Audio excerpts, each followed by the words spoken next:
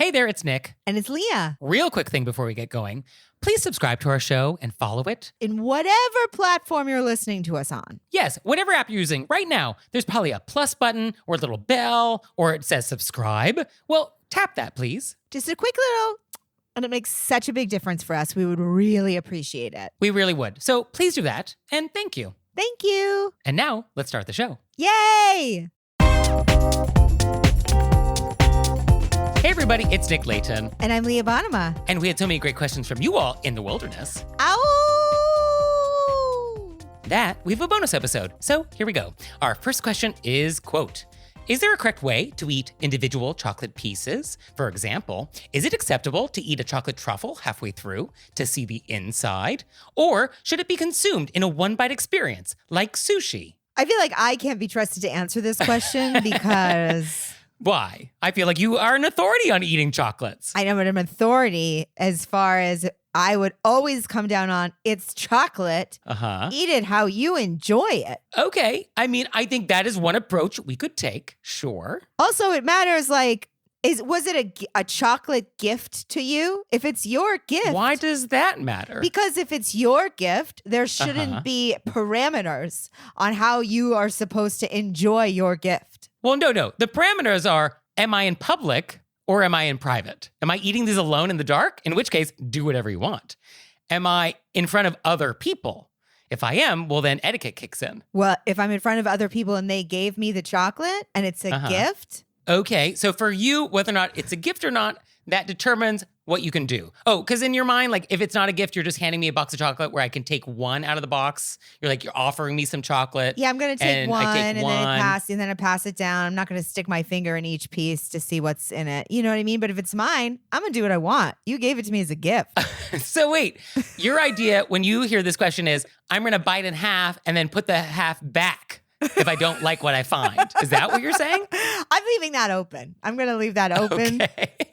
Obviously, okay, wow. I wouldn't do that at a group function where other people are eating the chocolate. Okay, wow, I really did not think about that possibility. This is like a fractal. I just feel like this whole new arm of possibilities just expanded. So, okay, I just wrote down some other things to consider, which is, how big is it? How big is the truffle? That's really the main thing, because sometimes they're small, in which case, yes, one bite. If it's a golf ball or a tennis ball size, well then, sure, you can't just chow it down in one bite. So I think that's a consideration. Also, truffles they'll knock you out. This is the thing with truffles. They are rich. I feel like even some of the medium ones, you got to do it in 2 bites. It's just too much. Oh, it's about stamina? It's like a sugar rush. You're going to pass out from the sugar rush. I can't do it in 1 bite. So I am also curious about why are we wanting to bite it in half if it's sized such that we could eat it in 1 bite? Because in my mind, I can't learn much information by looking at the inside, right? If it's Cointreau or Bailey's flavored, I cannot identify that by looking at it. And if you don't know the difference in taste between hazelnut and walnut, well then I don't know what to do for you.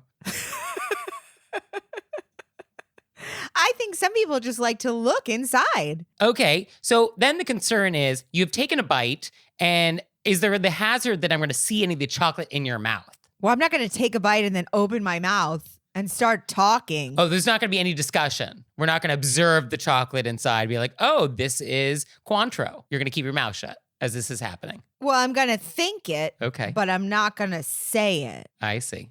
Okay.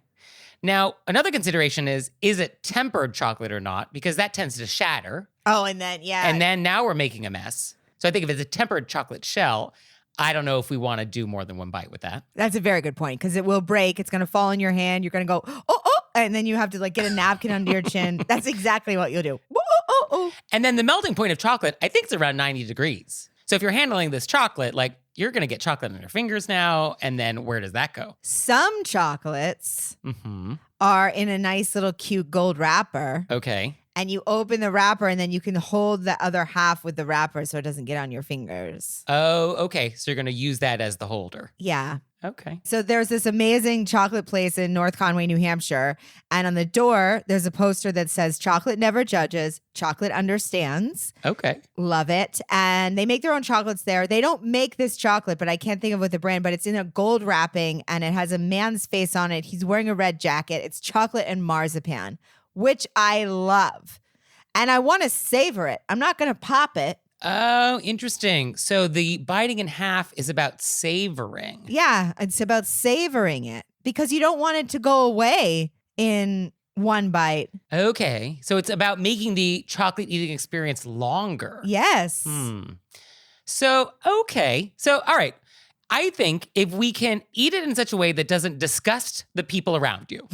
So we're not opening our mouth, showing mushy chocolate, and you're able to do it where your fingers aren't getting super chocolatey, and you're not allowing shatters of tempered chocolate to fall down your shirt.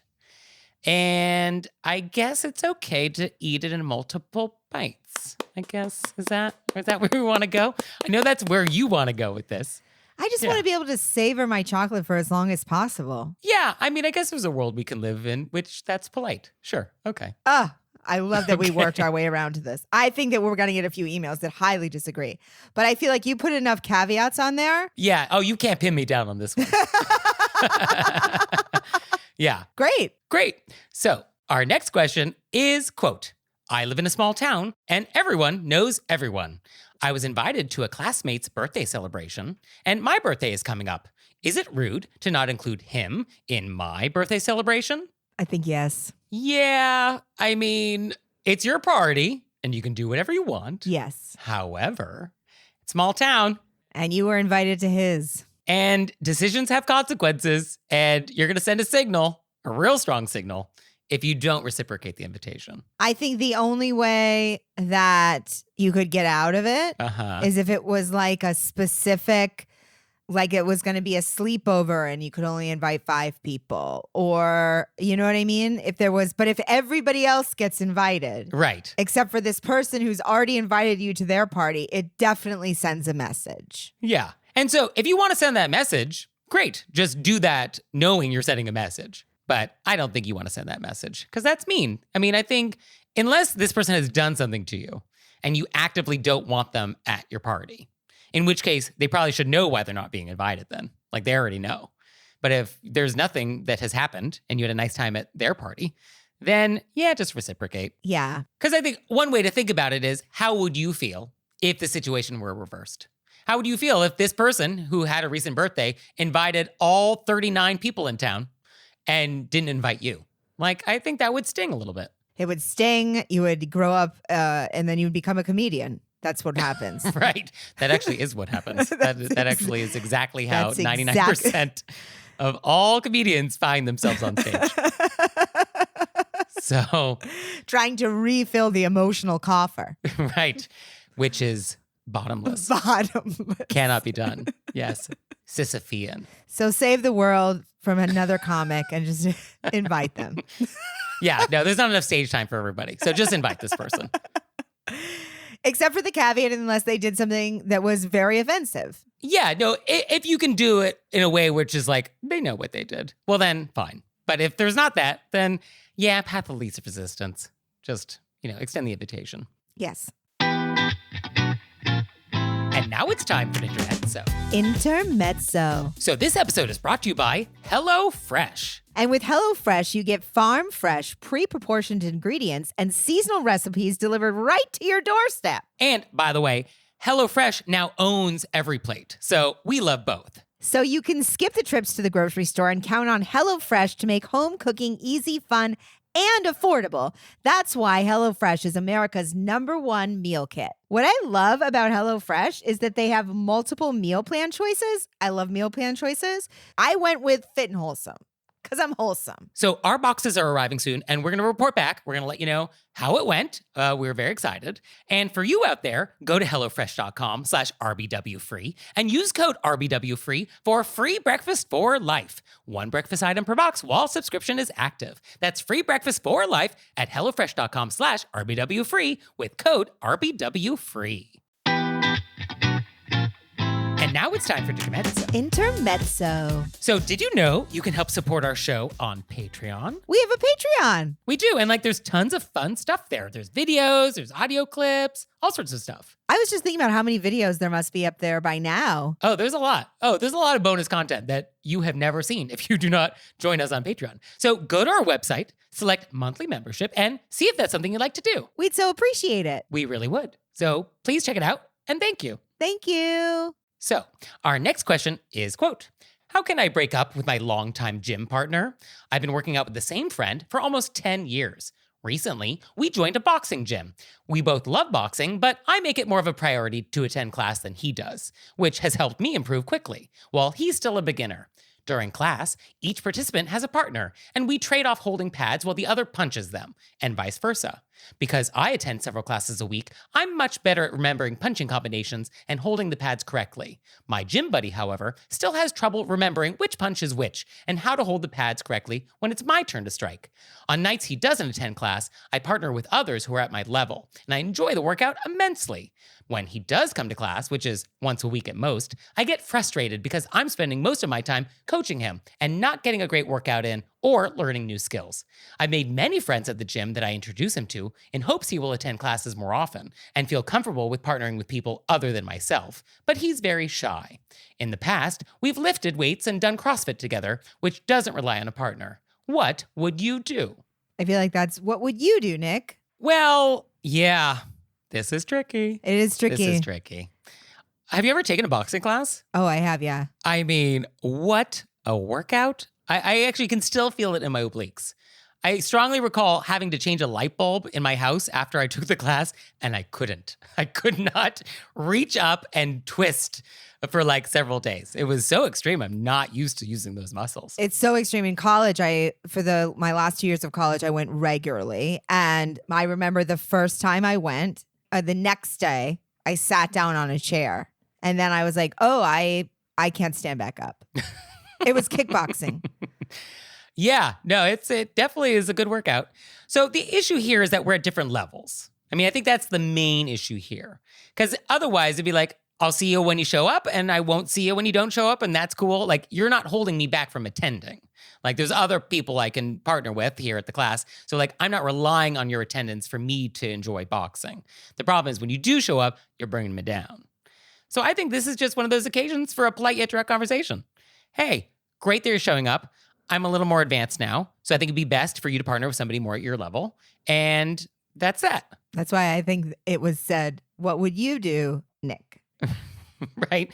I mean, because what are your choices? Your other choice is that the one day a week you think of it as I'm doing this for my friend. Oh, sure. I mean, I don't think our letter writer wants to do that. No, I don't think our letter writer wants to do that. So then this is the only other choice. Because the letter writer, I'm getting a bit of a flavor of, my friend isn't as diligent as I am.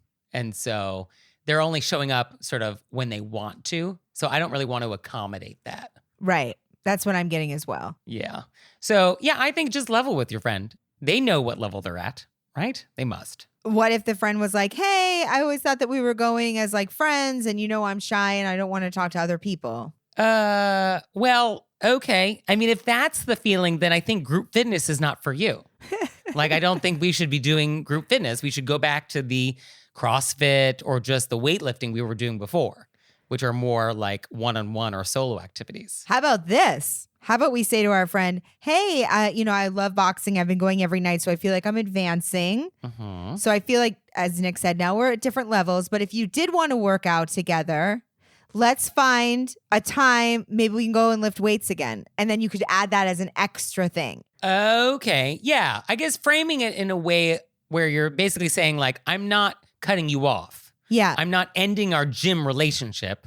I'm just ending our boxing together thing. And that way I feel like you're saying, I still want to hang out. We'll still do these things, but I'm progressing and I want to work with somebody with my level. But if this was friend time, then we'll go lift some weights together after class or at a different time. Right. I mean, I guess for our letter writer, do you want to also have that additional workout each week? Well, it doesn't seem like this person's showing up to the gym anyway, so it's probably not going to happen. It's just a way of saying to them, I still want to be your friend. This is just about the fact that I'm progressing. Right. I think the idea is that you don't want to just take something away. You also want to offer something. And so often when we're like declining an invitation or we're saying no to somebody, offering something else as an alternative is sometimes an easier way to achieve that. Well, I want to say really quick, I wasn't saying you should say, let's do waits another day because you thought they would decline. I was more saying, I think you should offer up a friendship thing. Right. Okay. So our next question is, quote, in between studying in the library, my friend and I go to the college canteen for lunch. Students just eat their lunch boxes there, and there's no timing, so they can come and go whenever they feel like. It has happened several times that someone else we know joins us towards the middle or end of our lunchtime, and then my friend always wants to wait till the late joiner finishes their meal, and I always get restless because now I have to wait an extra half hour when I could have been studying. What's the proper etiquette for such an informal canteen situation? I totally understand if it's someone who joined right from the beginning, but if someone joined halfway or at the end, are we obligated to wait? No. No. You're using the word canteen. This is casual. You got to go study. That you have to study. Yeah, no, the word canteen does not suggest a 10-course degustation menu to me. Or unless Canteen is the hottest new restaurant that I don't know about. In which case, ooh, is it on Resi? Is it on Resi? You have to study. Please excuse me. I got to go study. It was great seeing you. Boom. Right. I mean, ideally, when this latecomer comes to your table, they say something along the lines of like, oh, may I join you? Because that's very polite. And then you say, of course. But of course, I do need to get back to studying in a few, so I won't be able to stay. Or like something along those lines. So as they're sitting down, they know that you're not going to be able to like be there for long. Yeah, because otherwise people could just keep coming and then you would just be stuck sitting there on their schedule. Oh, it's just like 24 hours. Until the bell rings. You have work to do. Yeah, no, that's exactly what would happen. Yeah, so I think no obligation to hang around. And when you're done, you just say, oh, so nice seeing you. Got to get back to studying. Boom. Boom. I also just feel like studying is, when we're at school, we're not there for lunch hour. Obviously, we enjoy lunch hour. We like catching up with people. We're there to study. So even if you went with somebody at the same time and you were late on a paper or you had to get something done, you could say, I got to eat real quick. I have to go study. I have a test coming up. Yeah, I think that also feels fair. And I'm also thinking of like in a work break room, like when it's all employees, I think also similar idea. It's like, oh, happy to eat a salad with you, but like I also have to just get back to my desk and get back to work. Like I'm not going to wait until you finish your salad before I go back to my desk. Yeah. So same idea. Yes. So our next thing is, quote, about a month ago, I went on a vacation to Mexico. As I was boarding the airplane and heading to my window seat, there was already a young woman seated in the aisle seat. I nodded at her and I told her I'd be sitting next to her, at which point she asked if I wanted the window seat. I said yes, as it was the seat I'd booked nearly a year ago. I didn't say that part out loud, of course. And then I settled into my seat. For the entire rest of the flight, the young woman refused to make eye contact with me or even acknowledge my existence. Clearly, she was hoping I would let her have the window. Now, I think it was fair that she asked. Who knows? Maybe I would have been happy to switch seats with her. But what I felt wasn't fair was for her to be so indignant that I did not give up my seat to a complete stranger just because she wanted it. Her obvious anger at me made the flight incredibly uncomfortable. I do feel I was perhaps a bit culpable in this situation. I was feeling completely frazzled by the time I got to my seat, and when the woman asked me if I wanted to sit in the seat I'd booked, I simply said yes, rather than perhaps declining more graciously. Was there a better way to handle this situation? I genuinely don't understand this question. And never in any world, I feel like that came in aggressive. Let me just say this, because I get feeling uncomfortable, but how planes work everywhere except for Southwest. But this woman clearly has a ticketed seat. Right. Is that you get the seat that you have the ticket for. Right. My first reaction when I read this was, isn't being ignored by the person next to you the dream? Isn't that what you're interested in? Because that's what I'm interested in. I definitely want to be ignored. I don't want my existence acknowledged in any way by the person sitting next to me. Like, I'm interested in this situation. When I read that, I actually thought, this is Nick's total joy. This is great. I understand feeling like being a person who feels the person near you's feelings. And when they're irritated with you, you're like, why? But also, that's on that woman. The fact that she thought she could just switch seats? Right. No. Yeah, right. And that she was then sort of moody and brooding for 8 hours or however long this was. Yeah, I mean, that is rude because I'm sure it was beyond just like not acknowledging your existence. I mean, I'm sure it was a little more hostile. Yeah, I get the idea that it was a hostile situation. Yeah, like when you're trying to get to the aisle to, use the restroom, I'm sure she was not doing that gladly. I'm sure it was along the lines of like, oh, you need to get to the aisle? Well, it would be easier if you had the aisle seat. Or it was a lot of this. Yeah, there's some aggressive sighing. Yeah, I mean, was she culpable in this situation? Who can say? Because it comes down to tone. Like, what was the tone with which this yes was expressed? Because a lot of different ways to say the word yes. But yeah, the idea that I would like to sit in the seat I have a ticket for, yeah, this is reasonable. It's more than reasonable. It's how the world works. Yeah, but sometimes people who want to fight against the way the world works, those are the ones committing etiquette crimes. And those are the ones that try to make you feel guilty for it. Oh, exactly. That's what I'm saying. This girl who's in the aisle seat and thinks she can just magically switch to the window, this is her problem. Yeah, this is her problem. I've been trying because I'm a person who feels other people's feelings and is like, what did I do? And I'm trying to get to be this kind of new person who actively enjoys conflict. What? Like if somebody's rude to me, I'll be like, because I'm tired of feeling anxious about it and feeling like things are my fault. So I'm trying to get to, these people who are like, oh, this person said this to me and then I did this. And my new goal is to be one of these people that if I sit down and someone was angry at me for my seat that I booked a year ago, my goal is to look at this person and be like, I'm sorry, I don't understand the situation. Are you upset because I'm sitting in the seat that I was ticketed for? I mean, I'm blown away. Are you this person now? No. Or this is just who you want to be? I am so far from this person.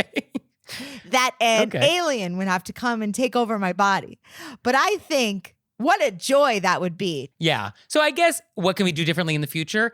I guess if we're worried about the tone we used, I think maybe that's one opportunity to improve on things. So sorry. I would like the window seat today. Or we can become these new people. Well, no, I am this person. So I'm happy to be far more direct with people. I have no problem. If you want to give me a death stare, have at it. That's wonderful.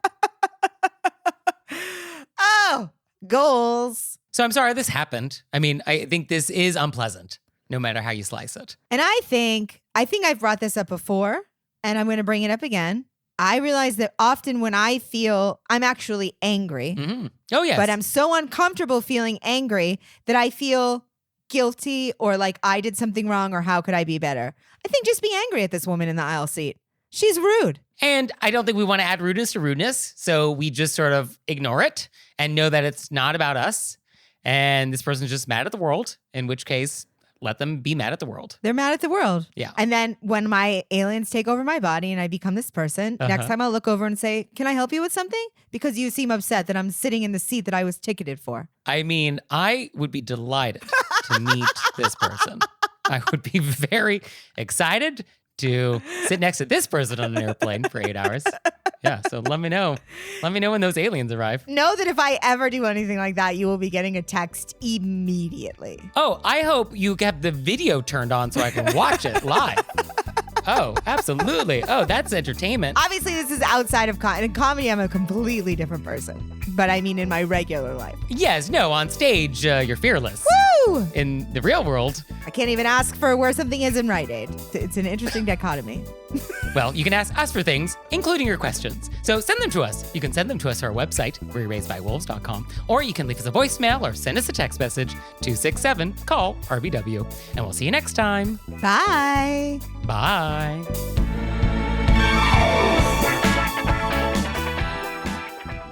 Oh, Leah, one more thing. What? Have you signed up for Patreon yet? I have. Me too. You out there, have you signed up for Patreon yet? No? Well, go to our website, wereraisedbywolves.com, click on monthly membership, check it out, because we would really appreciate it if you'd support our show. We love your support. We would. So please do that, and we'll see you next time. Bye. Bye.